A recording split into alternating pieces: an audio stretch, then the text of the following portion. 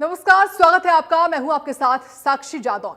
खुदकुशी से मोह क्यों? जी हां, क्योंकि प्रदेश में लगातार सुसाइड के मामले बढ़ रहे हैं। इसी महीने की ही बात की जाए तो कुल 7 आत्महत्याओं के केस सामने आए हैं। उसमें पारिवारिक मामले और ऑफिस में बढ़ते वर्कलोड के मामले सबसे ज्यादा हैं। हाल ही में एनसीआरबी की रिपोर्ट में खुलासा हुआ कि हरियाणा में तेजी से सुसाइड के केस घट रहे हैं। रिपोर्ट में 2023 का आंकड़ा दिया गया है, जिसमें बताया गया है कि इस साल प्रदेश में 3,361 सुसाइड केस सामने आए हैं। वहीं आत्महत्या का दर 11.1 रही है।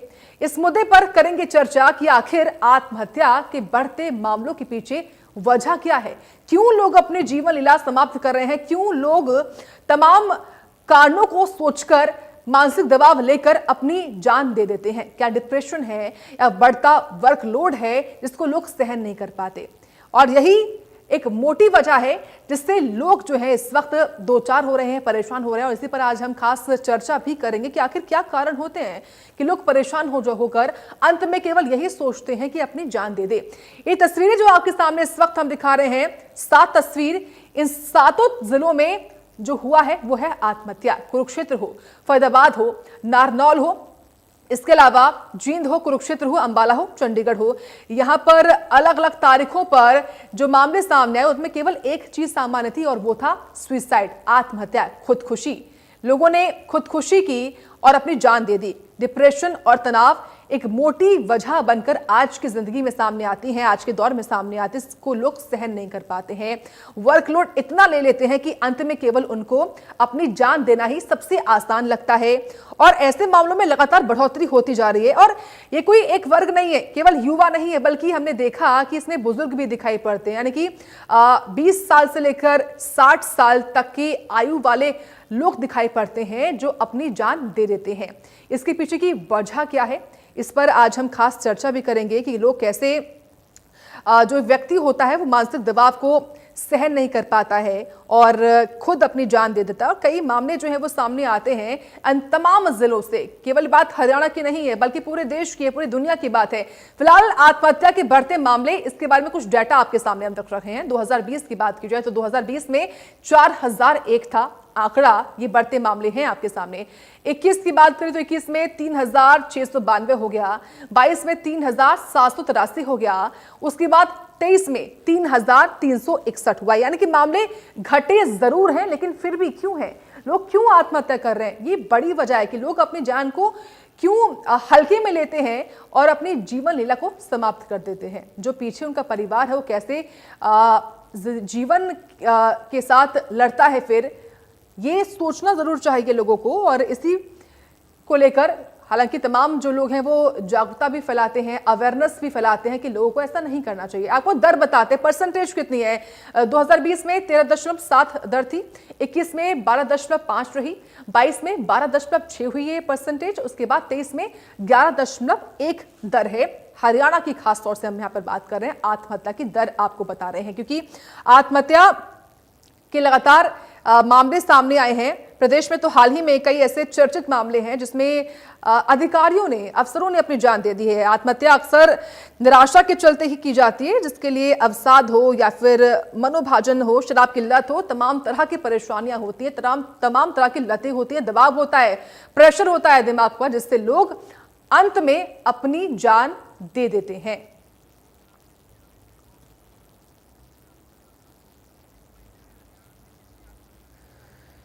तो हरियाणा में आत्महत्या की दर कितनी है, कितने मामले सामने हैं, ये तो आपको हमने बताया। लेकिन अगर खास तौर से बात करें केवल इसी महीने की, यानी कि अक्टूबर के महीने की, तो अक्टूबर के महीने में कितनी आत्महत्या हुई है ये भी एक बार आप जान लीजिए।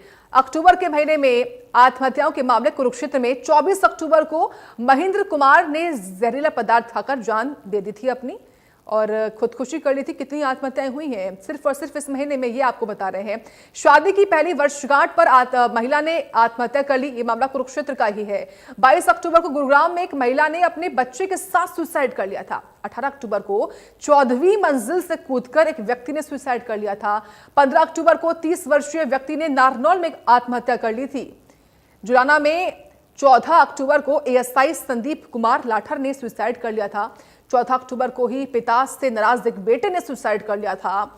7 अक्टूबर आईपीएस पूरन कुमार ने सुसाइड किया था चंडीगढ़ में। ये तो लगातार ये खबरों में ये क्योंकि मामला जरूर है, लेकिन इसके अलावा भी कई ऐसे मामले होते हैं, कुरुक्षेत्र हो, नारनौल हो, जींद हो, चंडीगढ़ हो, जहां से केवल और केवल बात कर रहे हैं हम अक्टूबर महीने की, कैसे केवल और केवल अक्टूबर के महीने में ये तमाम अलग अलग जिलों से सामने आए हैं मामले जहां पर लोगों ने सुसाइड किया है।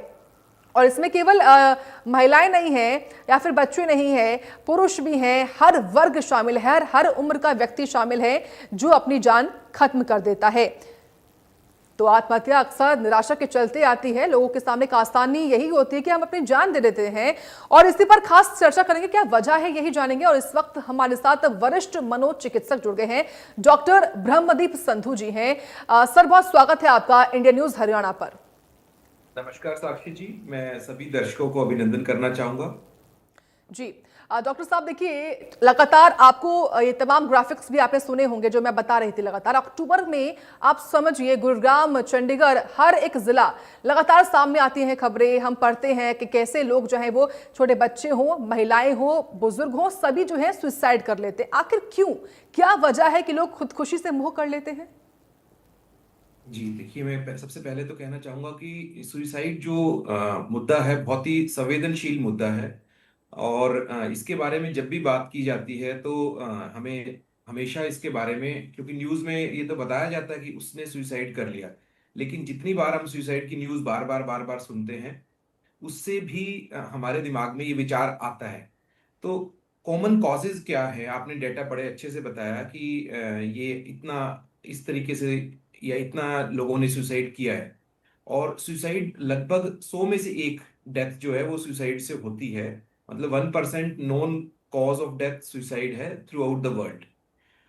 और दूसरी बात ये कि शायद कोई जानवर कोई नहीं करते, सिर्फ इंसान ही है जो सुसाइड करते हैं। और कारण क्या रहते हैं इसके लिए? कारण मुख्यतः इसके लिए, अगर बीमारियों की बात करें तो सबसे मुख्य कारण इसमें डिप्रेशन का रहता है।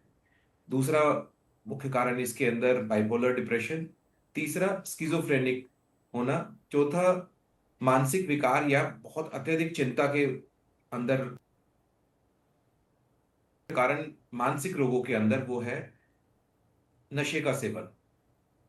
और इसके अलावा अगर हम ये बात करें कि बीमारियों के अलावा कारण सिर्फ हम बीमारियों से एक्सप्लेन नहीं कर सकते, हमें इसको सामाजिक तौर से भी एक्सप्लेन किया जा सकता है कि सामाजिक कारण भी कुछ ना कुछ रहते हैं। तो कभी कभी अत्यधिक मानसिक दबाव या अत्यधिक एक्सपेक्टेशन होना। आपने सुना होगा कि कभी एक समय पे कोटा में बड़ा चलता था कि बहुत ज्यादा सुसाइड्स हो रहे हैं, क्योंकि बच्चे वहां पे ट्रेवल करके वहां जाते थे, बहुत ज्यादा आकांक्षाएं उम्मीदें होती थी कि इतना नंबर आने चाहिए, उतना वो नहीं परफॉर्म कर पाते थे तो वहां पे सुसाइड हो जाते थे। इसी प्रकार से सामाजिक अलगाव या अकेलापन एक मुख्य कारण होता है। जब कोई व्यक्ति अपने मन की बात साझा नहीं कर पाता, अकेला हो जाता है, तब भी सुसाइड के चांसेस बढ़ जाते हैं। ऐसे ही पारिवारिक कारण भी होते हैं, जिसमें वैवाहिक विवाद भी हो सकते हैं, घरेलू हिंसा भी हो सकती है, या फिर किसी प्रकार की कलह भी हो सकती है। कभी कभी आज के समय में ये ब्रेकअप का भी कारण नजर आता है कि ब्रेकअप के बाद में कोई उस बात को बर्दाश्त नहीं कर पाया और उस वजह से भी कर लिया।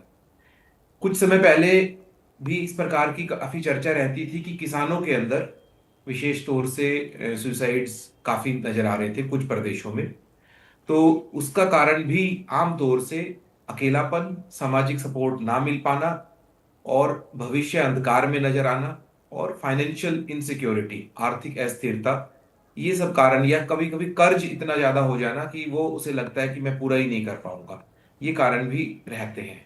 और कुछ प्रोफेशंस हैं जिनके अंदर, खासतौर से जो आर्म्ड फोर्सेस वाले या पुलिस का प्रोफेशन है, और कुछ प्रोफेशन जिसमें डॉक्टर्स की कुछ फैसिलिटीज हैं, स्वास्थ्य कर्मियों में, एनेस्थेटिस्ट में, या क्रिटिकल केयर के अंदर, उनके अंदर ज्यादा चांसेस रहते हैं इस प्रकार की परिस्थिति आने के।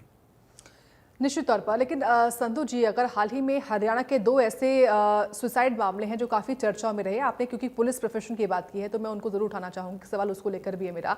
आईपीएस की ओर से सुसाइड किया गया, एक एएसआई ने भी सुसाइड किया।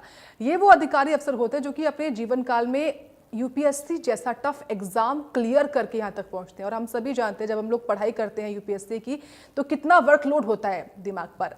हालांकि क्या कारण रहे होंगे वो तो अभी जांच का विषय है, लेकिन उसके उलट ऐसा क्या एक अधिकारी के अंदर प्रेशर होता है कि उसके सामने केवल एक रास्ता होता है कि अपने जीवन को खत्म कर दे, उस लिहाज से अगर आप समझा पाए।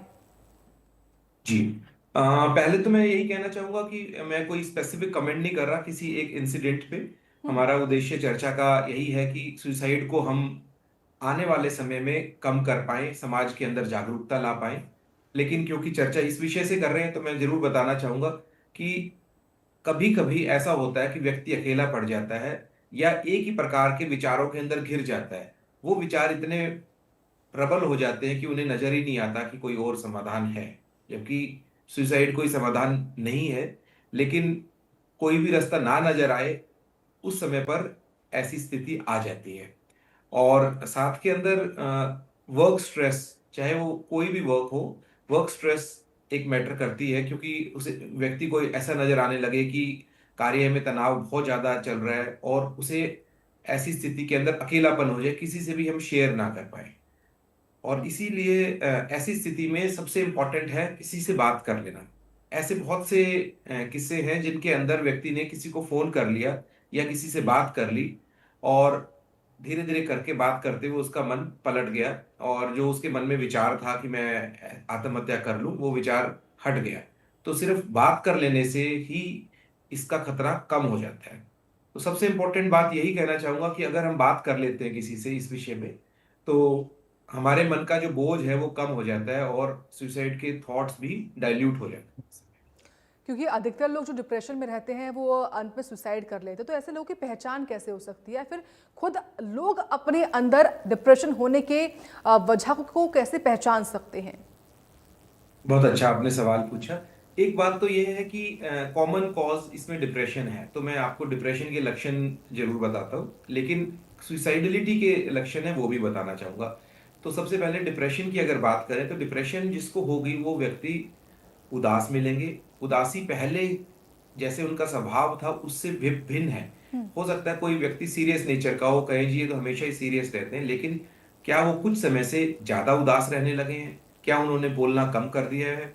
क्या आमतौर से बात करते हुए अपने जीवन को व्यर्थ बताते हैं?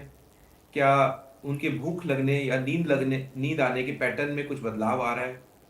इस प्रकार के इजी टू आइडेंटिफाई सिम्टम्स हैं डिप्रेशन के। अगर ऐसा कुछ है तो सिंपल है, आज के समय पर हमारे अगर हरियाणा की बात करें या पूरे भारतवर्ष की बात करें तो हर जिले में राष्ट्रीय मानसिक स्वास्थ्य कार्यक्रम चलता है, जिसमें फ्री ऑफ कॉस्ट कंसल्टेशन दी जाती है सरकार द्वारा। आप अपने किसी भी जिले के अस्पताल में जाके फ्री कंसल्टेशन ले सकते हैं।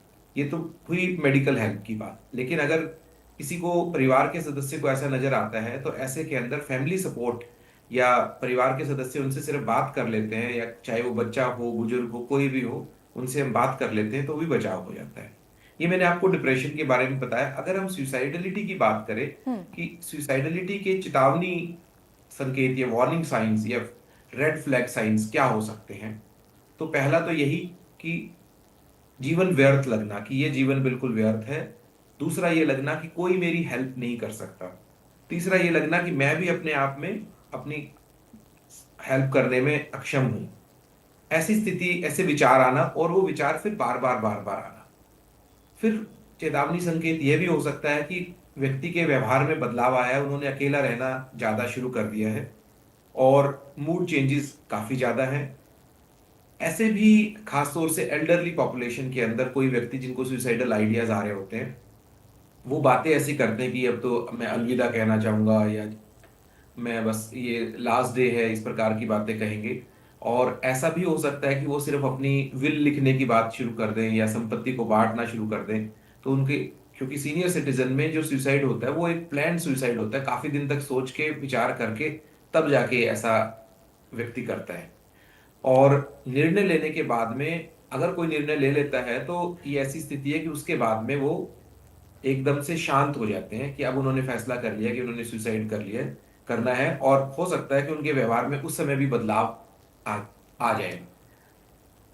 तो मेरा मानना यही है कि अगर कोई भी व्यक्ति, चाहे वो छोटा हो चाहे बड़ा हो, अगर कोई सुसाइड का शब्द भी इस्तेमाल करता है तो डोंट टेक इट लाइटली। उस शब्द को सीरियसली लेना चाहिए। और उस बात, अगर कोई बच्चा है या कोई एडोलेसेंट एज ग्रुप में है, किशोर है, उनको हम ऐसे में समझाएं। कोई बुजुर्ग है, उन्होंने ऐसा कहा है तो उनको तुरंत इलाज कराना चाहिए। अगर कोई भी बुजुर्ग सुसाइड के विषय में चर्चा करते हैं तो वो एक सीरियस थॉट माना जाता है।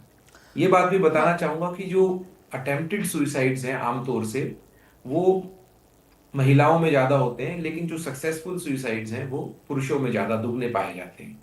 तो पुरुषों में सुसाइड्स से होने वाली डेथ का रेट महिलाओं से ज्यादा रहता है। यही सवाल था मेरा आपसे अगला, क्योंकि लगातार ये खबरें पढ़ी भी है मैंने कि महिलाओं के मुकाबले पुरुष ज़्यादा सुसाइड करते हैं।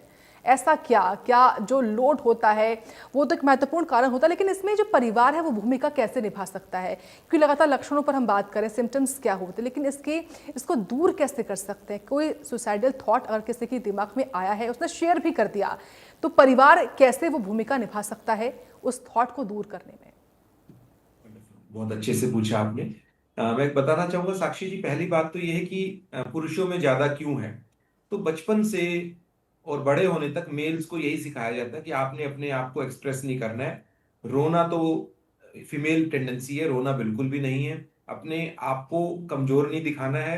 तो इस प्रकार से ट्रेन किया जाता है कि आपने अपने मन की बात बतानी नहीं है। महिलाओं में आपने देखा है, कोई भी ऐसी बात है तो वो अपनी मन की बात चाहे अपनी मदर से, सिस्टर से, सहेली से, बेटी से, किसी से भी वो डिस्कस करके अपने मन की बात हल्का कर लेती है। हो सकता है वो रो के उस बात को मन से निकाल भी दे। तो जब मन हल्का हो जाता है तो इस प्रकार के सीरियस सुइसाइडल थॉट्स नहीं रहते हैं। पुरुषों में हाइड करने की टेंडेंसी और दूसरा अपब्रिंगिंग का स्टाइल, ये सब चीजें इसमें महिलाओं के मुकाबले पुरुषों में सक्सेसफुल सुसाइड रेट को बढ़ाती है। नशे का सेवन भी एक कारण है कि नशे का सेवन महिलाओं के मुकाबले में पुरुषों में ज्यादा होता है।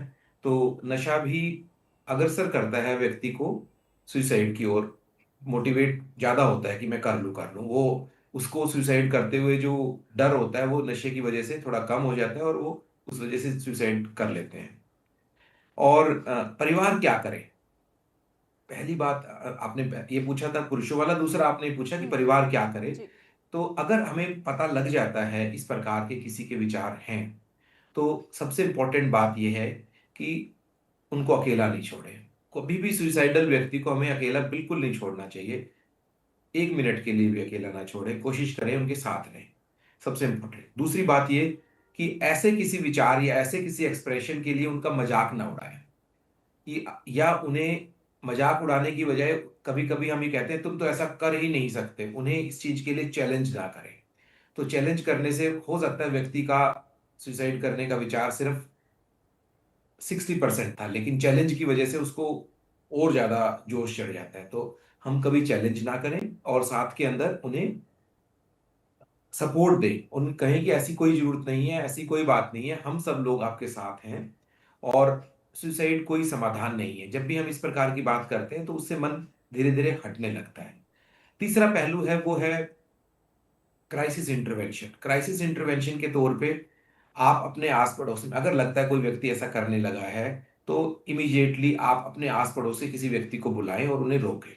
अपने आप से भी जितने रिक्वेस्ट करके उनको रोक सकते हैं रोकें। और इमरजेंसी हेल्पलाइन, चाहे पुलिस की हेल्पलाइन 112 हो, या आपको साथ में बताना चाहूंगा कि काउंसलिंग की हेल्पलाइन पूरे प्रदेश में और पूरे भारत में चलती है, जिसे टेली मानस कहा जाता है। कोई भी व्यक्ति टेली मानस हेल्पलाइन पे 14412 नंबर है उसका, उस पे आप कभी भी दिन और रात कभी भी कॉल करके फ्री काउंसलिंग ले सकते हैं। सरकार की ओर से ये निशुल्क सेवा उपलब्ध है जिसके अंदर क्वालिफाइड साइकोलॉजिस्ट उपलब्ध होते हैं 24 घंटे।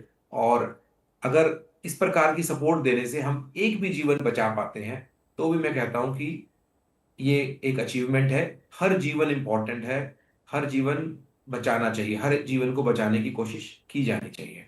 निश्चित साथ तौर पर। में अगर हमें लगता है कुछ ऐसे ट्रिगर्स हैं, ट्रिगर ऐसे हो सकते हैं कि कोई व्यक्ति किसी से मिलने के बाद में ज्यादा ऐसी बातें करता है, तो उन ट्रिगर्स को अवॉइड करें। या ऐसे जो उपकरण हो सकते हैं जो कि सुसाइडलिटी के लिए रिस्क है जिनका, वो क्या हो सकते हैं? किसी के पास में चाकू है, पॉइजन पास में रखा हुआ है। खासतौर से गांव के अंदर सेल्फोस रखी होती है तो वो एकदम से सेल्फोस को खा के, सेल्फोस मतलब वो पॉइजनस जो कीटनाशक होता है वो मिल जाता है तो उसको ऐसी स्थिति में वो पास ना रखें, या कोई भी वेपन वो पास में नहीं होना चाहिए।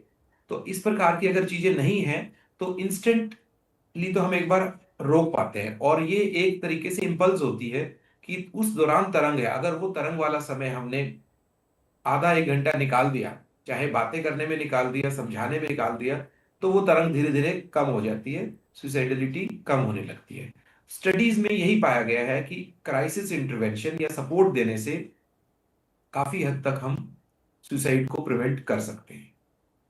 ठीक है डॉक्टर ब्रह्मदीप संधू जी, आपने बहुत धन्यवाद आपका, आपने अपना कीमती वक्त हमारे साथ शेयर किया है और उम्मीद है कि आपने जो टिप्स दिए हैं, जो आपने लक्षण बताए हैं, और या फिर कैसे हम इस सुसाइडल थॉट को कम कर सकते हैं, तमाम जो दर्शक इस वक्त हमको देख रहे हैं वो इस चीज़ से सबक लेंगे और अपने जीवन में भी इसको ज़रूर उतारेंगे। फिलहाल बहुत धन्यवाद आपका जुड़ने के लिए, और हमारी इस खास पेशकश में इतना ही। आप देखते रहें इंडिया न्यूज़ हरियाणा।